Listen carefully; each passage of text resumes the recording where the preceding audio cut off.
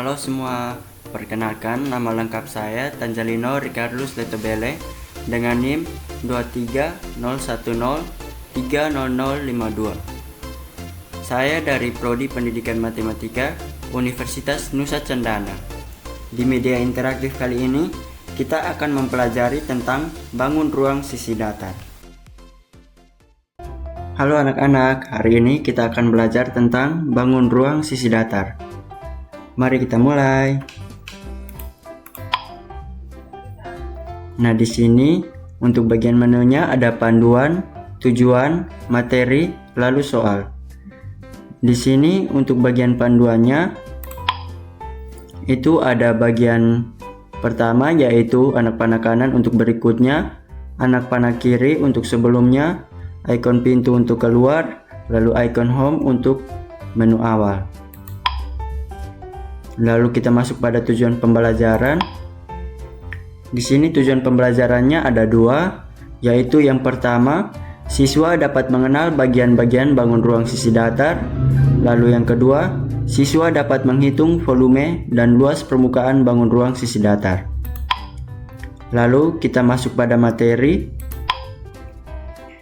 Di sini untuk pengertian dari bangun ruang sisi datar adalah bangun ruang 3 dimensi yang seluruh permukaannya terdiri dari bidang datar berbentuk segi banyak atau seperti persegi, persegi panjang, segitiga, dan jajar genjang.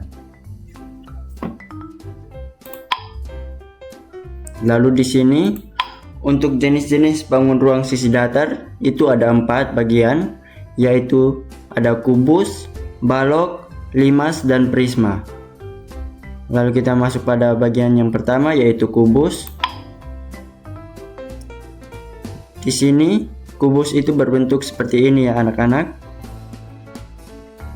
Nah, di sini untuk pengertian kubus yaitu kubus adalah bangun ruang 3 dimensi yang dibatasi oleh 6 bidang sisi berbentuk persegi. Kubus juga sering disebut sebagai bidang 6 beraturan. Lalu yang berikut kita masuk pada ciri-ciri kubus. Di sini ciri-ciri kubus ada 3, yaitu yang pertama memiliki 6 sisi persegi yang sama luas, lalu yang kedua memiliki 12 rusuk yang sama panjang, lalu yang ketiga memiliki 8 titik sudut. Nah, untuk lebih jelas anak-anak bisa lihat pada gambar berikut.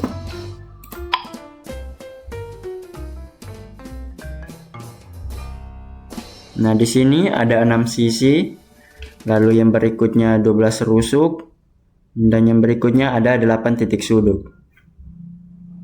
Lalu kita kembali. Lalu yang berikutnya kita masuk pada rumus-rumus kubus. Di sini untuk volume kubus yaitu sisi dikali sisi dikali sisi atau sama dengan S pangkat 3. Lalu untuk luas permukaan kubus yaitu 6 dikali S pangkat 2. Nah, kenapa di sini dikali 6? Karena sisi kubus itu terdiri dari 6 persegi. Lalu untuk contoh soalnya di sini untuk volume, berapakah volume air yang dibutuhkan untuk mengisi akuarium berbentuk kubus dengan panjang sisi 40 cm? Nah, untuk penyelesaiannya diketahui panjang sisi kubus adalah 40 cm, maka volumenya adalah 40 dikali 40 lalu dikali 40, itu hasilnya 64.000 cm3. Lalu kita konversi ke liter. Di sini untuk 1000 cm3 itu sama dengan 1 liter. Maka 64.000 cm3 dibagi 1000 itu hasilnya 64 liter.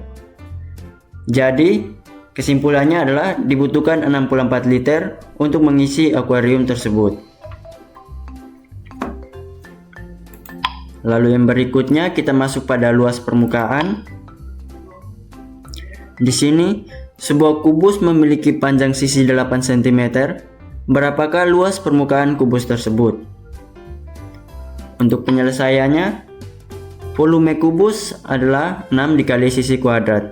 Maka di sini diketahui panjang sisi kubus adalah 8 cm, maka luas permukaannya adalah 6 dikali 8 kuadrat, yaitu 6 dikali 64. Nah, 6 dikali 64 itu hasilnya 384 cm.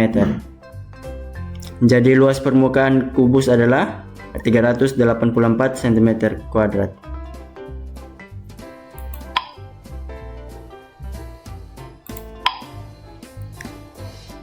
Lalu yang berikutnya kita masuk pada balok. Nah, di sini balok berbentuk seperti ini ya anak-anak.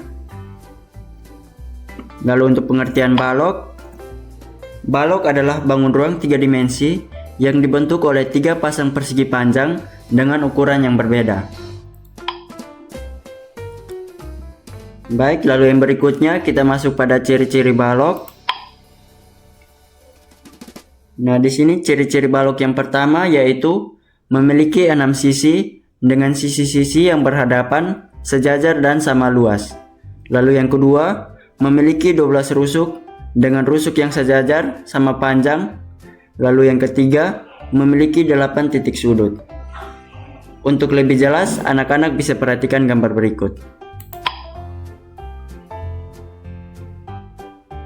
Nah, di sini balok memiliki 3 pasang sisi dengan ukuran yang berbeda. Lalu yang berikut, balok memiliki 12 rusuk dengan rusuk yang sejajar sama panjang. Lalu yang berikut, balok memiliki 8 titik sudut. Lalu kita kembali.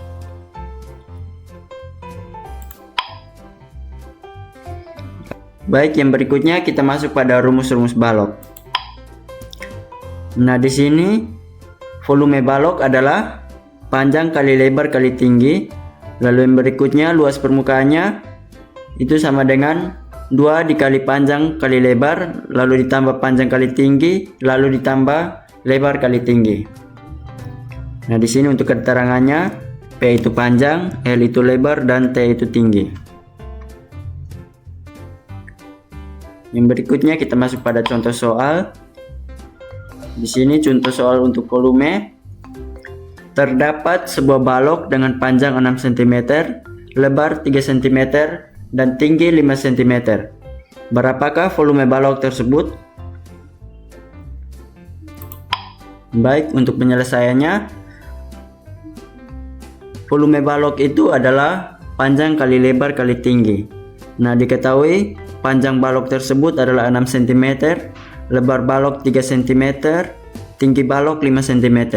Jadi volumenya adalah 6 dikali 3 lalu dikali 5, itu hasilnya 90 cm3. Jadi kesimpulannya volume balok tersebut adalah 90 cm3. Lalu kita kembali. Baik, yang berikutnya kita masuk pada luas permukaan balok. Nah, di sini contoh soalnya, terdapat sebuah balok dengan panjang 6 cm, lebar 3 cm, dan tinggi 5 cm. Berapakah luas permukaan balok tersebut?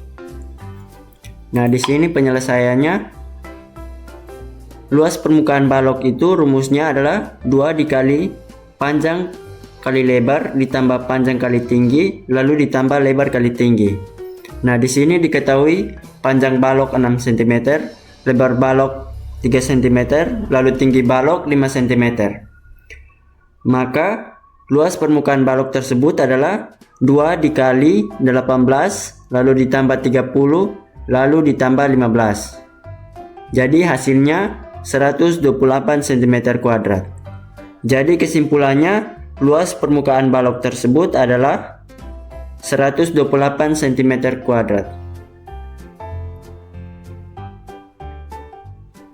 Lalu kita kembali.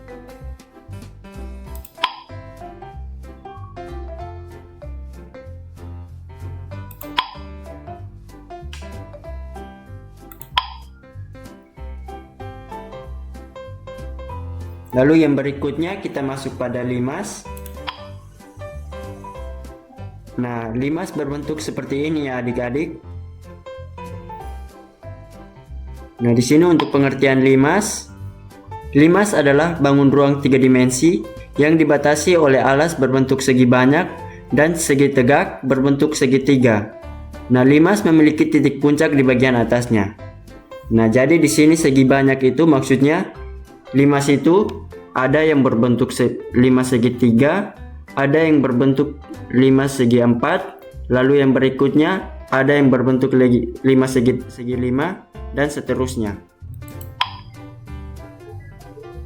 Lalu yang berikut kita masuk pada ciri-ciri limas. Nah, di sini untuk limas segi 4 itu memiliki 5 sisi yang terdiri dari sebuah sisi alas dan 4 sisi tegak. Nah, sisi alasnya itu berbentuk segi 4 dan sisi tegaknya itu berbentuk segitiga. Nah, dan juga ia memiliki 8 rusuk. Lalu yang terakhir memiliki 5 titik sudut yang salah satunya merupakan titik puncak. Nah, untuk lebih jelas anak-anak bisa perhatikan gambar berikut.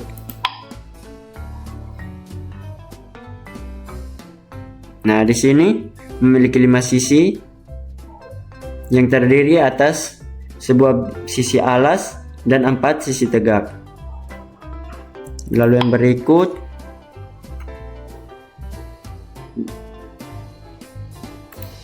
nah, di sini limas itu memiliki 8 rusuk. Lalu yang berikutnya, nah di sini memiliki 5 titik sudut yang salah satunya merupakan titik puncak. Nah, titik puncaknya yang ini ya anak-anak. Lalu kita kembali. Lalu yang berikutnya kita masuk pada rumus-rumus limas. Nah, di sini untuk volume dari limas itu adalah sepertiga luas alas dikali tinggi limas. Nah, lalu untuk luas permukaan limas yaitu luas alas ditambah jumlah sisi tegak. Lalu untuk contoh soalnya, di sini untuk volume, tentukan volume limas segi 4 jika sisi alasnya 4 cm dan tinggi limas tersebut adalah 9 cm. Nah, di sini untuk penyelesaiannya, volume limas segi 4 itu adalah sepertiga dikali luas alas lalu dikali tinggi limas.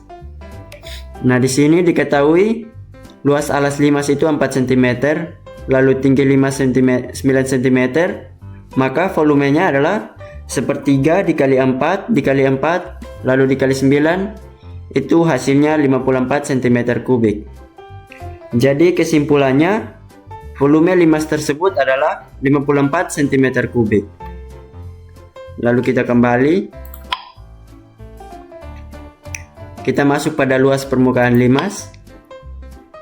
Nah, di sini soalnya tentukan luas permukaan limas segi 4 jika sisi alasnya 4 cm dan tinggi limas tersebut adalah 9 cm.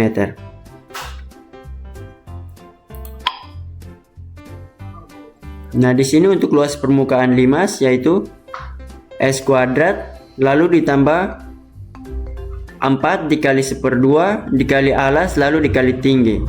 Nah, di sini diketahui panjang sisi alasnya itu 4 cm, lalu tinggi limasnya 9 cm. Maka untuk luas permukaan limas tersebut adalah 4 kuadrat lalu ditambah dengan 4 dikali 1/2 lalu dikali 4 lalu dikali 9. Maka di sini hasilnya adalah 88 cm kuadrat. Jadi kesimpulannya, luas permukaan limas tersebut adalah 88 cm kuadrat.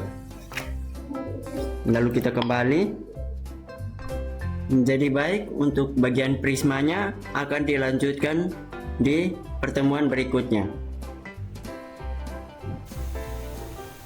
Baik, tadi kita sudah mempelajari bangun ruang sisi datar, meliputi pengertian, jenis-jenis, serta rumus luas permukaan dan volume. Semoga anak-anak bisa mengingat dan mengaplikasikan materi ini dalam soal-soal latihannya. Terima kasih atas perhatian kalian. Sampai jumpa di pembelajaran berikutnya.